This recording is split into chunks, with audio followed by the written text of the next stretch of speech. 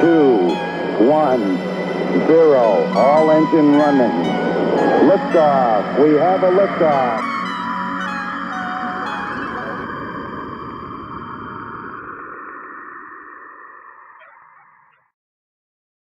Keep up the good work. The future is bright, my friends, especially if you're in solar jobs, kids. I just want to say one word to you, just one word, solar.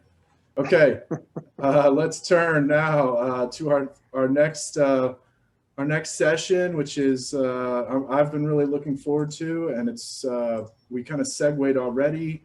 We're dialing up here our substantive program into Brownfields 200. So we're going to roll our sleeves up into some of these land development programs, which have some of these features like workforce.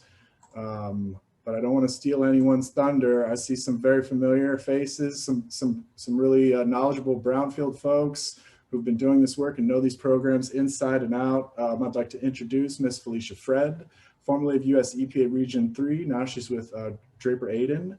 And Miss Patricia Overmeyer. We are very fortunate to have Patricia's time again today. She plugged in yesterday to help us get started on Brownfields, but she's back because her office, the Office of Brownfield Land Revitalization there at US EPA, is doing all kinds of catalytic things. And so she's plugged back in. And you see the beautiful Mr. Maiden there with some beautiful solar panels behind him. He's our man in the Commonwealth in the Brownfields program. And again, he knows this stuff better than anybody in the country as well. They've got a terrific team over there with Mr. Meade Anderson, who you might have seen in testifying before Congress a time or two, because the politicians love this stuff. We've heard a lot about ribbon cuttings this morning, and our friends here know about that. So without further ado, let me ask who is starting us off today. First of all, good morning. Can everyone hear me, and can we hear you? Yep. Morning. Yes, I think so. Hey guys, yeah, all right. Yeah, I think Patricia is going to get us rolling today. So. Terrific, thank you. Yes. So good morning, everyone.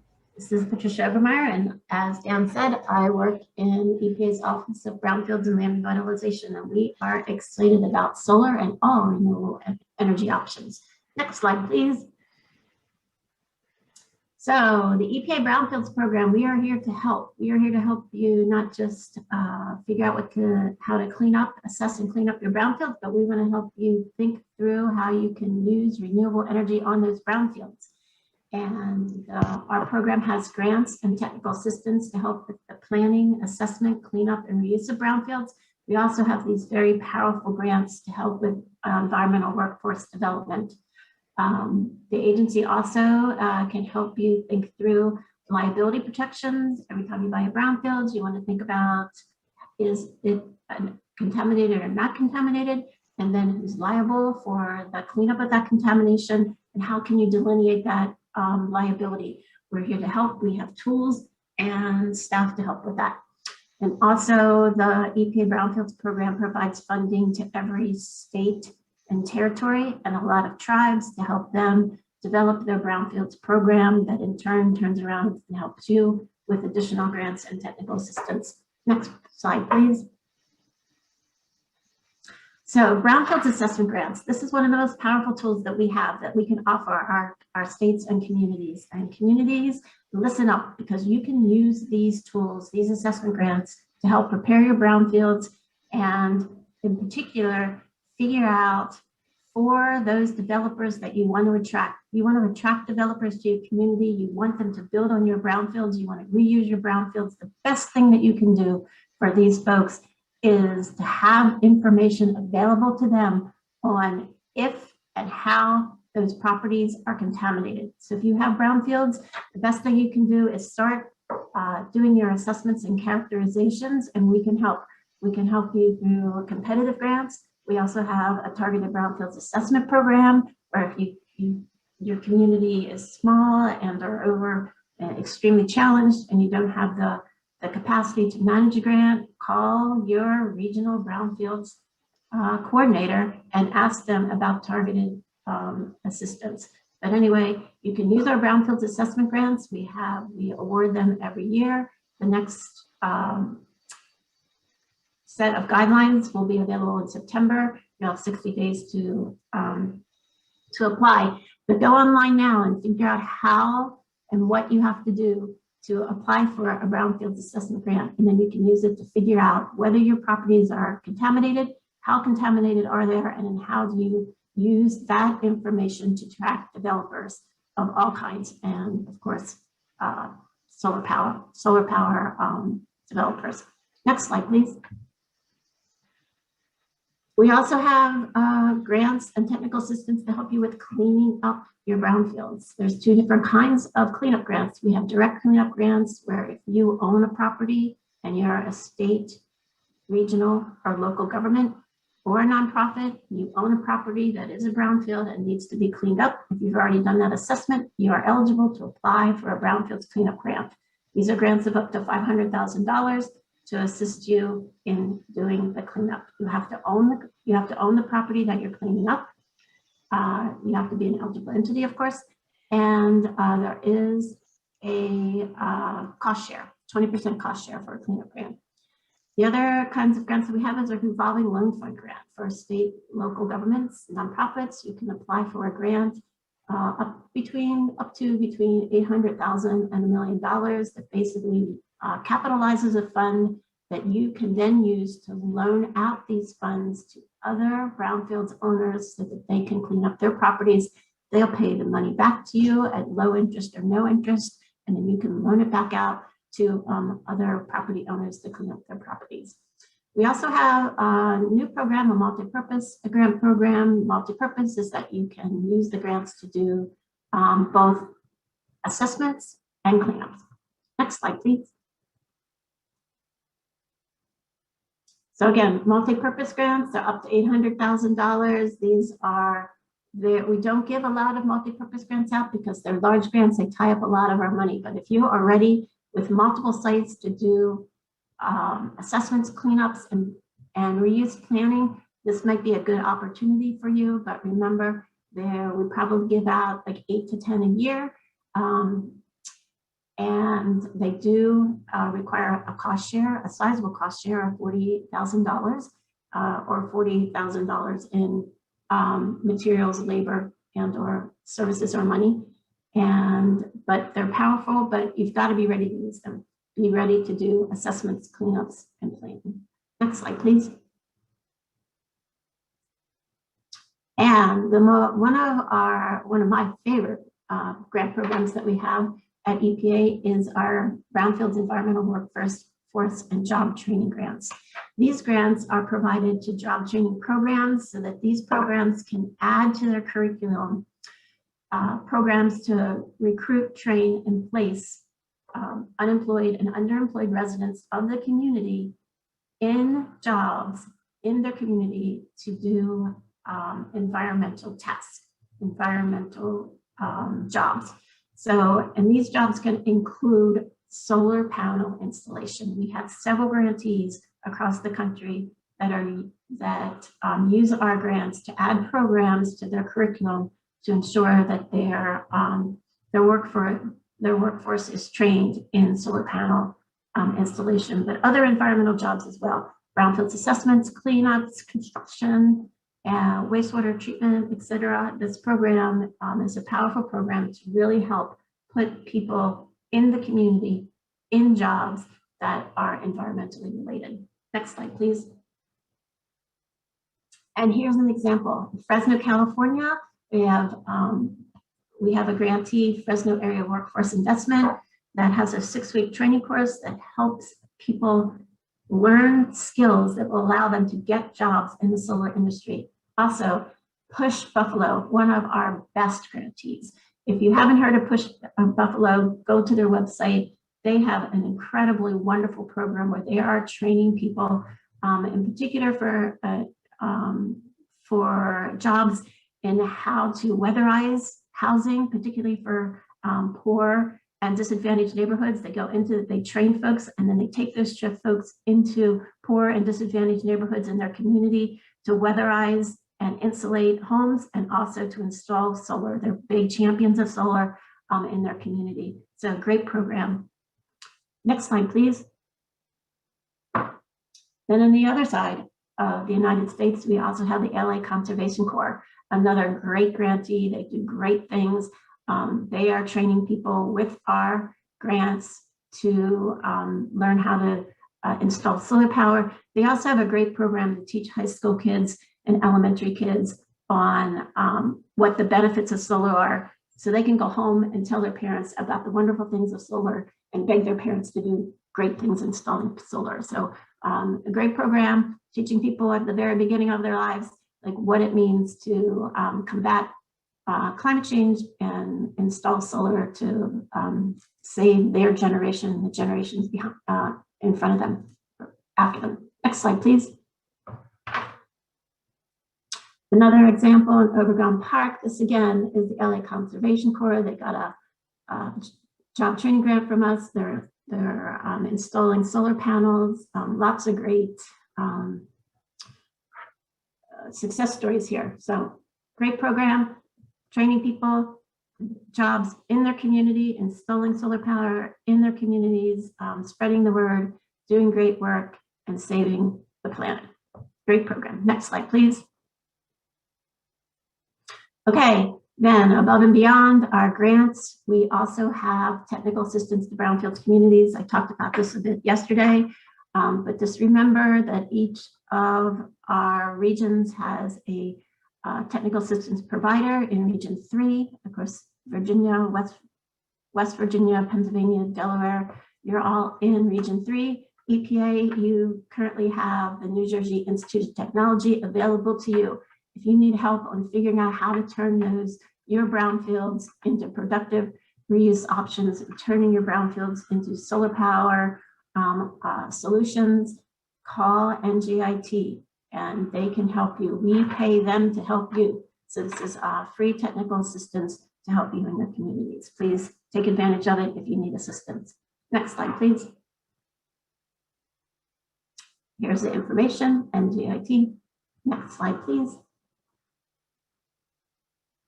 Then just a little bit about our statutory authority. EPA's grant program was originally authorized in 2002 with the Brownfields Amendment to the Superfund Law to CERCLA, but we got a boost in 2018 with the Build Act. So 3 years ago, in March of 2018, Congress reauthorized our program, reauthorized our grant program, and added a couple of powerful amendments that particularly will work for solar panel development in your community. One of them is that Congress added to our statutorily driven evaluation criteria, and they added a criteria that focuses on renewable energy and energy efficiency. So when you write your grant application to EPA for a brownfields grant, you can get points for explaining how your grant project will support renewable energy and any energy efficient project. And one of those ways is solar panel on brownfields. Think about it and make sure you talk about it when you apply for your grant. Next slide, please. So the other thing that the 2008 Build Act did for to boost the power of the Brownfields program is clarified liability for state and local governments. Very much clarified when state and local governments are actually owner operators under CERCLA. You can't be liable unless you're an owner operator. And there are some carve outs for local governments who basically didn't own the properties while they were being contaminated. So clarifications there are really important for our potential grantees. It also, in those amendments, Congress expanded the bona fide prospective purchaser protection to include tenants. Why is that important to you? Because solar panel developers often are tenants and not owners. So if you as a community own your property, you lease it out to a solar developer, they can be a bona fide prospective purchaser. They can avail themselves of that liability protection. That's important. That's a good bonus for solar panel on brownfields. Next slide, please. Oh, and another thing you heard, those of you who were with us yesterday, you heard the presentation from Laura Strine of EPA on EPA's Repowering America's Land Initiative, a really great resource. Go to their website, and on that website, there's a lot of tools for helping you figure out whether or not your brownfields properties will in fact support all kinds of renewable energy. Next slide, please. And this is just some crazy picture that you've probably seen 100 times already, yesterday, today, tomorrow, but it's just a picture to help you understand that renewable energy is going to save the planet if we let us. So lots of great benefits of doing renewable energy, solar and other renewable options, not just on brownfields, but everywhere. Get away from carbon, get away from climate change. Let's improve the planet. Solar can get us there. Rah, rah, go team. Next slide, please. A couple more examples just very quickly. Colorado Springs, Templeton Landfill. This is a great success story for us in Region 8, that basically the Colorado Brownfields team used EPA assistance, one of the targeted Brownfields Assessment Grants, but they also used the power of the National Renewable Energy Lab. The NREL, the National Renewable Energy Lab, also provides a ton of technical assistance, great information to help communities think through how to do renewable energy anywhere, not just on brownfields, but anywhere. Great resource, teamed up with them, an EPA and a Colorado Brownfields crew, and they've done a lot of really good projects with renewable energy. Next slide, please. Another example of where EPA provided technical assistance is in the Crescent Dunes solar energy project in Nevada, this Niles County, Nevada. They've had a lot of success in using solar energy to power residential homes and create a ton of jobs. So Governor Granholm, now at DOE, she wants to make, she's very excited about renewable energy jobs. Well, we can do it with solar panel and the power of EPA Brownfields and NREL. Just need to, take the village and have the right attitude. We can make this happen. Next slide, please. Oh, and the EPA Brownfields Conference. Someday we will have an EPA Brownfields Conference when we're all safe, the plague is gone, and we can all get back to leading normal lives. Right now, we are scheduled to be in Oklahoma City in September. But stay tuned, may need to change that date. We're thinking through whether or not it really will be safe for us to gather in September. If not, we're still going to have a conference. We're still going to get together. We're still going to talk about the power of brownfields and the power of renewable energy in brownfields, but it may not be in September. Stay tuned. We'll let you know. www.brownfields2021.org. Okay, I think that's it. Next slide. Yep. So feel free, contact me, contact your tab provider, contact your regional EPA Brownfields coordinator. His name is Michael Torino. He's in Region 3, Philadelphia. We're here to help, and we're here to support solar and renewable energy on brownfields. So there you go. Over to the next person, please. Yeah, I guess that would be me. So my name, for those who haven't met me yet, is Vince Aden, and I'm the Virginia Brownfields Program Coordinator. And, Dan has lots of puns, that he's been dropping throughout the conference, but he does not have hot pink pineapple shades. So, and I really do believe Virginia's future is so bright, we're going to need shades. So, see if you can top that, Dan. But in the Brownfields program, we obviously like to have a little fun while we do redevelopment and revitalization, and we're not afraid to have a skit, a after party to the social. If you don't believe it, come to Oklahoma City, and I guarantee it'll be the most fun you ever had at a conference. But in all seriousness, we do take serious our charge in Virginia to revitalize lands and to reuse lands and across the Commonwealth. And you heard from Meade Anderson, the 100, and he really covered our entire program and what we do. It's not that complicated to take advantage of brownfields revitalization tools, and they really are powerful and help you leverage a lot. So next slide. So if you attended Meade's session, it's time for your quiz. So what is a brownfield? You're looking at a picture there of, in that slide before, of the Olin chemical site in Saltville, Virginia. many years ago. Now it's a legacy Superfund site, well known within EPA. They've done a tremendous job of capping contamination, and I actually still dream of the day they'll put solar panels on top of that site. So I still have my hopes, but go ahead to the next quiz, Kelsey. Here's where your chance is to answer the question, what is a brownfield? And you've got 4 choices, so drop in the chat box what you think the answer is, and I'll give you a minute. A lot of people feel like that, they misunderstand the brownfields definition, and they often think their site is not a brownfield when in fact it would qualify. So, if we have any brave souls that are going to answer, we got 1A. Oh, A, we got all of them. Okay, all of them. Yeah, that's a good question. All of the above was not an answer, but it could be true, but could not.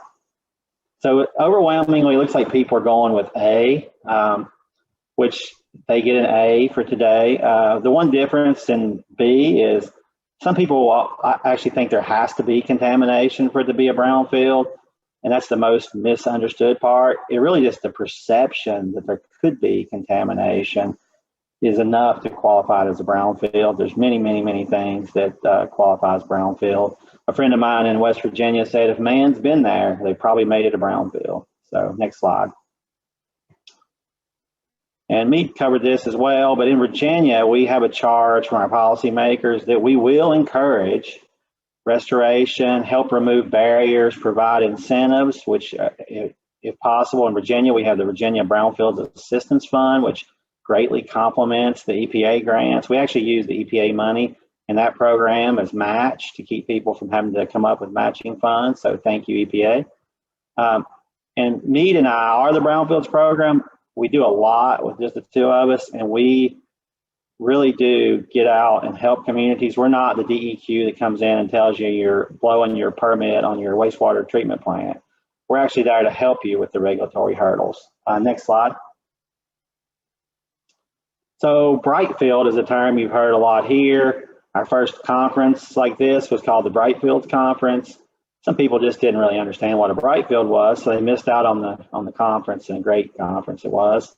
So this is any site that's a brownfield that is being used for renewable energy. Really, the slide says solar energy, but any renewable energy use on a brownfield would be a Brightfield. So all the different Brownfields Assistance will actually be eligible for the same Brightfield sites. That's why we're having this event. That's why we think the 2 should be married together, and we should focus on our brownfields in Virginia. There's a lot of advantages to brownfield sites. Existing infrastructure has been mentioned by some of our friends in Southwest Virginia looking at the mine lands. These sites are really sites that people would like to see something happen with, and that a solar farm may be an upgrade. So it's not going to come up to the same opposition you're seeing on some of the green space and large farm type development that's happened. And, it provides tax revenue in the many communities that have been hurting because they've lost factories. They've lost their machine and tools taxes that they've collected over the years that kept their community afloat when that industry went off to China and that sort of thing. So next slide. And so what DEQ does, I'm going to cover like what we do a little more than the nuts and bolts of brownfields and all the different grants, but show you an example of it. But we actually offer what we call Brownfields Individualized Outreach, BIO, because, we love acronyms. And BIO, what we're a little different is we like to come to your community and work with you directly to see what your brownfields needs are beyond the grant money, which we also know where that's at. But we like to look at what you need specifically in your community and not just offer you the tools of the Brownfields program. So we used to do that in person. We look forward to coming and doing that again. We currently do this on Zoom.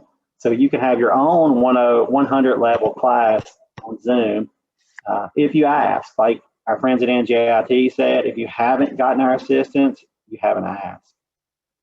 Next. So just more about what we do. So we work really closely with US EPA. and partner to really leverage funding. We work with all of our other state agencies and all the federal entities that play in the brownfield space to make sure that Virginia is maximizing all the benefits that the government, both federal and state, can bring to revitalizing sites across the Commonwealth.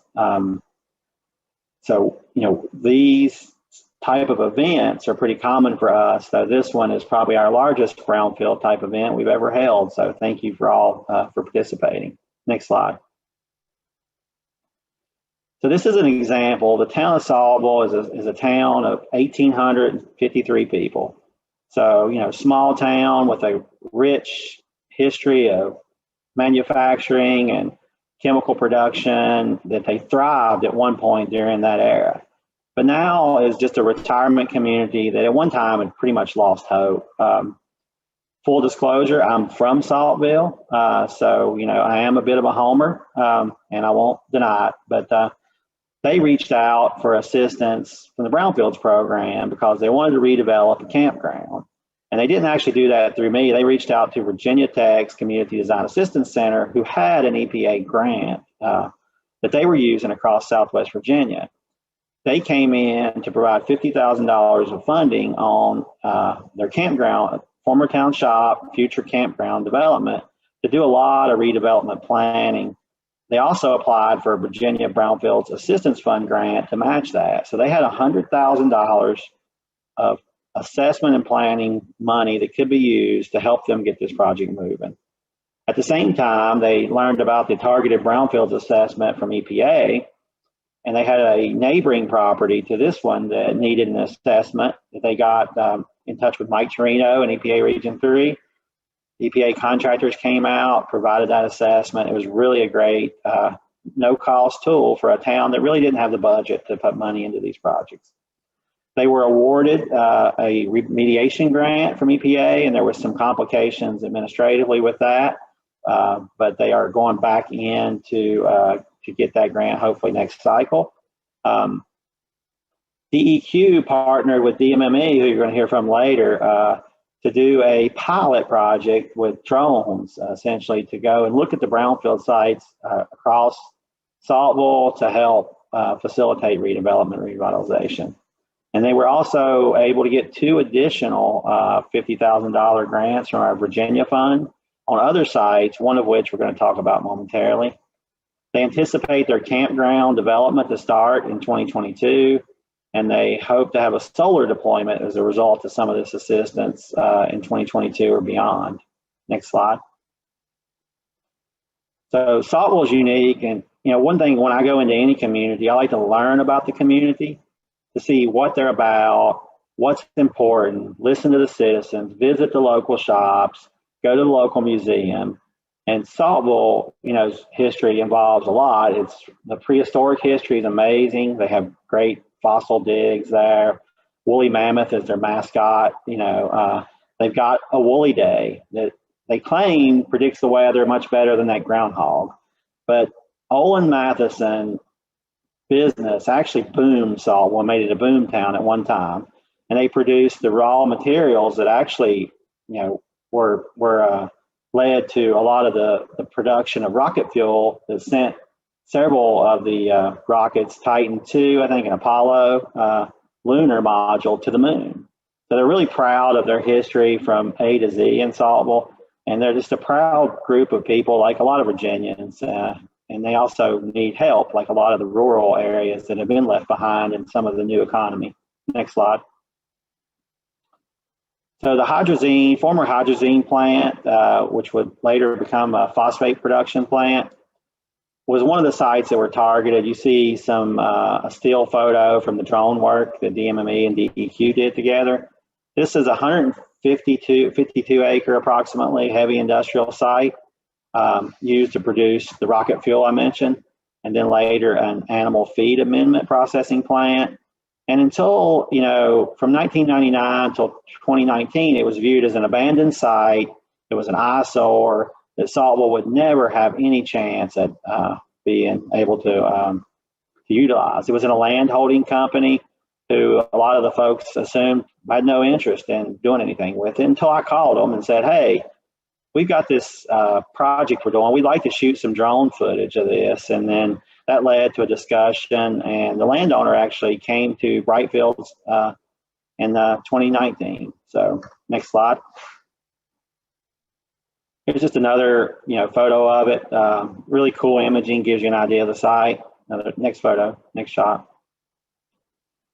So what they did, Sawyer, as the community eligible for the Virginia Brownfields Assistance grants, they applied for a $50,000 assessment grant to help with the cleanup on this site after DEQ, who had their very own, because we love EPA grant funding so much, we have our very own planning and assessment grant. We came in and did a $69,000, almost $70,000 assessment of a complex site, but we found very few really significant environmental conditions that would prevent solar development, which was the idea for this site.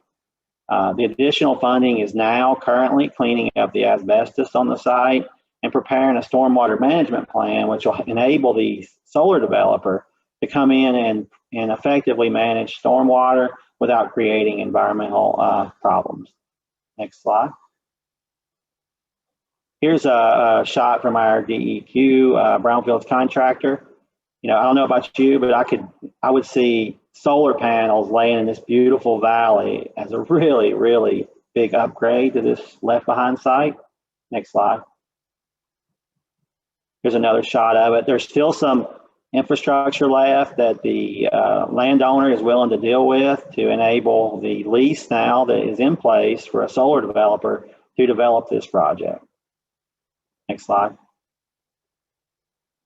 And Patricia mentioned, the self-implementing protections under the Brownfields law that you get from the federal law, Brownfields law.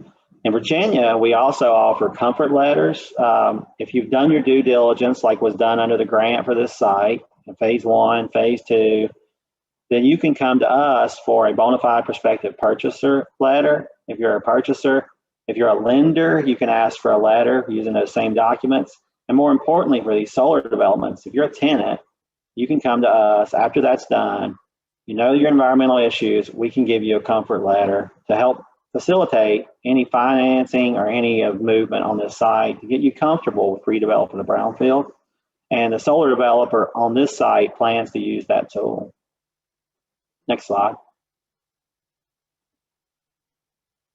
So the voluntary remediation program, which Meade mentioned, so I'm not going to go into a lot of detail, but if you do find through your due diligence that a site has environmental problems and you want to work through it, you don't want to give up on redevelopment, you can come into our voluntary program, do additional assessment and cleanup, and then the site will then be ready for redevelopment. So you don't give up, you just start talking to Meade and myself about other tools that you can use to get the site where you want it to be. Next. So question time is not now, but I am going to urge you to drop the questions you have in the chat box. I was smart enough to get on a panel with 2 incredible solar experts who can answer all the questions, so the pressure is off of me, but you can feel free to put the pressure on them. They've both probably forgotten more about brownfields than I know, so I'll turn it over now to Felicia Fred, who's going to bring us home in this session. Hi, everybody. Good morning. I hear feedback. Is that me? Okay, maybe it's better. Good morning, everybody. Some of my slides, you can go to the next slide, Kelsey. I'm going to talk a little bit about, dig a little bit deeper into community engagement and outreach and what this means for your project. You've heard about this renewable energy development. Everybody's been saying it, that you can use community land, so I won't go into it that much. You can go to the next slide, Kelsey. And you've also heard about some of the advantages of it. The one that I want to point out to you is the last one, gaining community support. I think and this leads into what I'm going to talk about a little bit, is the importance of gaining your community and involving them in the process. Next slide. Many of you know, if you aren't as familiar with the Brownfields program, that community engagement is a huge part of the Brownfields program and also in the state VBATH program. And you want to have your community involved. And typically what happens is a developer or someone may think, why involve the community? They'll ask questions. It'll take a long time. They'll impede my progress moving forward. And I would beg to say that they can, but you want them involved, because that will make your project and ultimately the end use of your project more successful moving forward. What I've known and seen in my years in working with EPA and the government is that if you do not involve your community, they will impede your progress, and they can stop it in several instances. They can slow it down to almost to a point that you don't get what you want.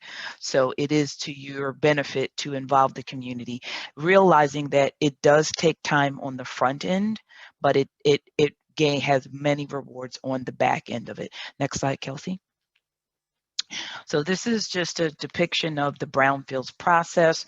Like I said, community outreach is a huge part of the funding process, and then what's involved in this 6-step process. We'll get a little bit more into detail about this later.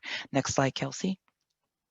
So perceptions, you've heard that before. Vince mentioned about perceptions. Perceptions can cloud possibilities. Next slide.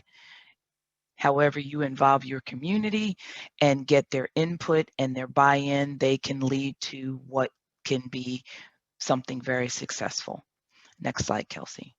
So let's talk about how Brownfields deals with the perceptions. Just a little bit about the process. There's an identification of brownfield sites in a local community. Once there is award, there's prioritization of those sites. Typically, that is led based on what the grantee are interested in, and how the criteria is set up based on what the end uses are, what developers may be interested in. So there's a priority criteria set in place. Those sites that have been prioritized and meet that criteria are then assessed using the funding.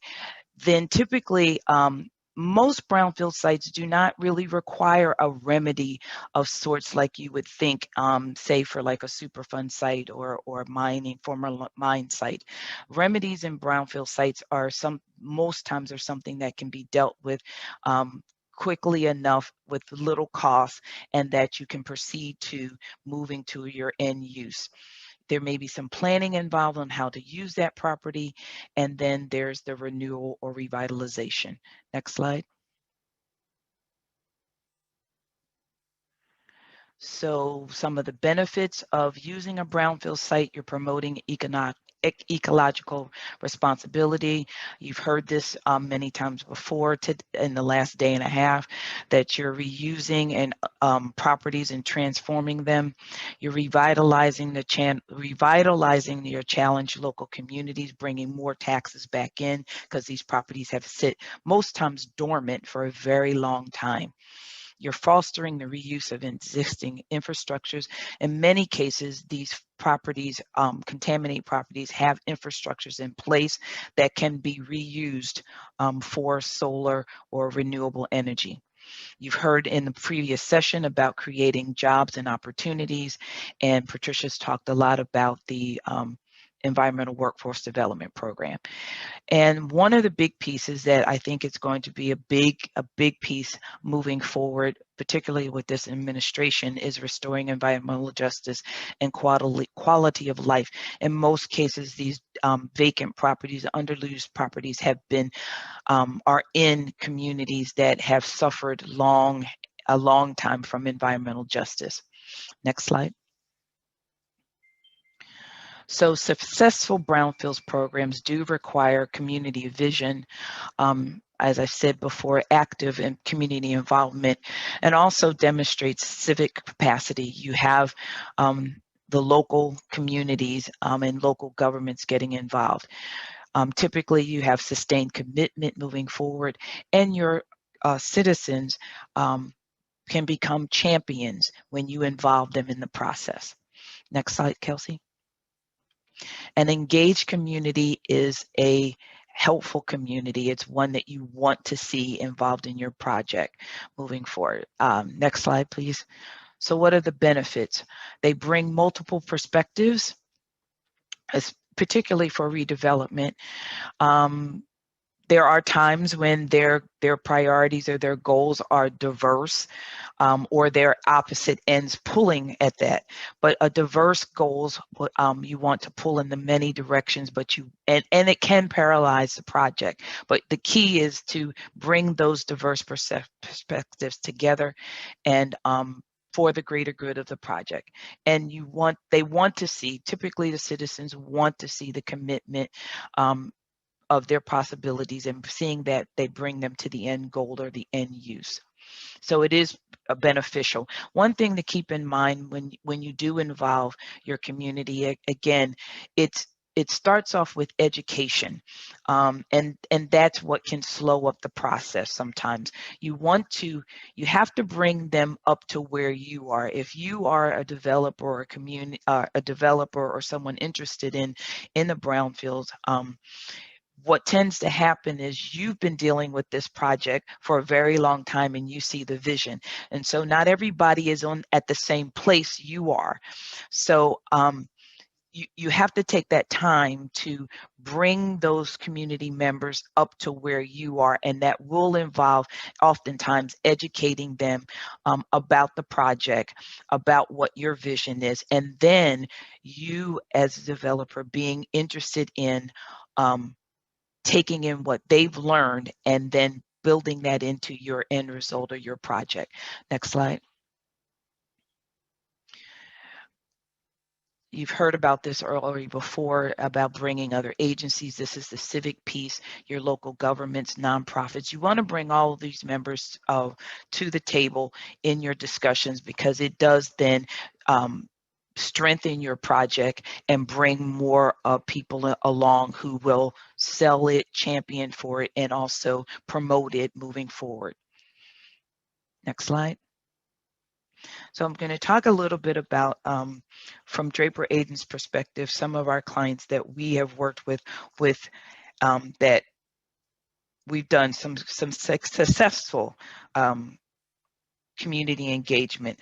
Starting first with the city of Martinsville in Virginia, the community was the Salvation Army. Their end use product was to build a transitional housing for families who have been dealing a lot with poverty, and their concern was that they would be vapor migration and intrusion from an existing building on the same property. Martinsville, and maybe back up to and also say Martinsville, and many of these projects I'm going to discuss are actually Brownfields recipients. Martinsville has received to date 2 Brownfields assessment grants, and they use their funding to conduct the phase 1 and phase 2. Phase 1 using EPA funds, and they use the VBATH grant to complete the phase 2 at this property. The EPA funds were also used for the vapor testing and for conceptual planning. What the outcome of the community outreach activity, which we were done here, was we had an open house. Once all of this information was gathered, we had an open house.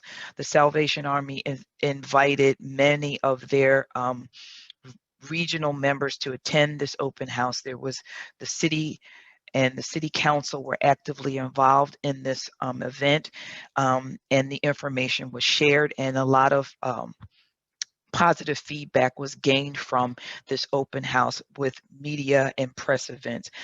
What the status of the project at this point is, what's interesting is that the Salvation Army, and I did not know this, does not borrow money for any of their projects. They raise their money. So this project is a multi-million-dollar project in order to build the home, as you can imagine, the housing, so that right now it's kind of in standstill as they continue to raise money to proceed to the fruition of this transitional housing. Moving a little further, let me get my directions right since I'm not from Virginia, not yet. Stanton is east, is that correct? I think that's east. Moving east, the city of Stanton, their targeted area is the West End. The community activities we've done so far have included two community meetings last fall. Those meetings were typically about, again, Brownfields 101. What is a brownfield? And Stanton has applied for FY21 Brownfields funding, so that the meetings also entailed discussions about applying for the grant, what the grant would mean for the community. And one of the targeted areas is the West End. What we've done so far in those two meetings is create a survey that was launched yesterday. This survey is the preliminary steps for creating a revitalization plan for the West End.